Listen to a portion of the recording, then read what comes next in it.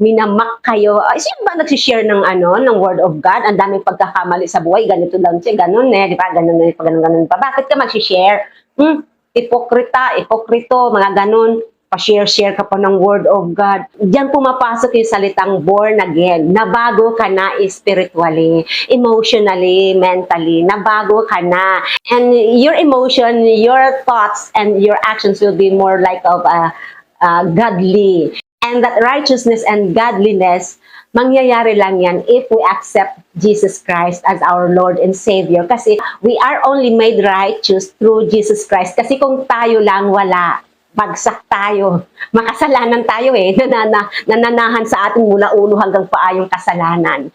Only Jesus Christ can make us righteous. Siya lang talaga. Kaya yung mga gustong mag-share ng verses, ng mga Bible verses, if you are a true born-again Christian, if you are a true Christian na nabago na, dapat bold kayo, matapang kayo, hindi kayo nahihiya o nagdadalawang isip na mag-share ng word of God kasi that is a command, that is our calling to share the gospel, to share the salvation and the grace that God has given us, to share the salvation, the gospel of salvation. Kaya huwag niyong iintindihin yung mga tao na minamak kayo. Sino ba nagsishare ng ng word of God? Ang daming pagkakamali sa buhay, ganito lang siya, ganun di ba? Ganun pa. Bakit ka magsishare?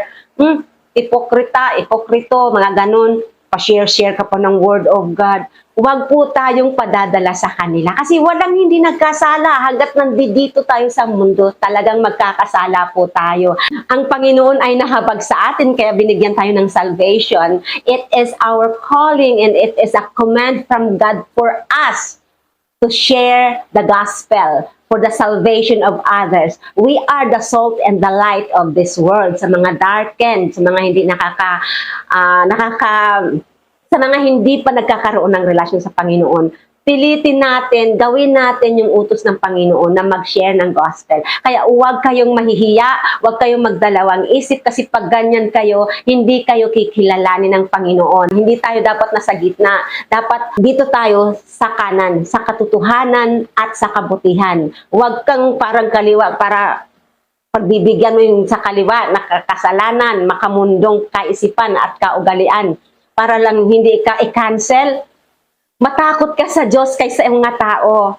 Di po ba? So I'm calling all the born-again Christians, I'm calling all the Christians who have accepted the grace of God, the salvation of God, na mag-share kayo ng word of God. Huwag kayong mahihiya, be strong, be bold. Kasi tayo mga Kristiyano, bold na tayo, strong tayo, wala na tayo dapat kinatatakutan. Si Lord lang, kay Lord lang tayo dapat matakot. Kaya huwag niyong intindihin yung mga chik ng mga tao dyan. Kasi wala talagang hindi nagkasala. Kaya go, share the word of God. Share your salvation. Share the love and light that you have from God. Huwag niyong sarilinin yan kasi ayaw ni Lord yan. Kaya share the word, share the gospel, and be the light and salt of the earth and of the world. Thank you so much for watching, and please don't forget to subscribe and like and share my video. And please watch my other videos too. God bless you. I love you all. Believe in yourself. Believe in God, of course. And share love. Thank you for watching again. Bye for now.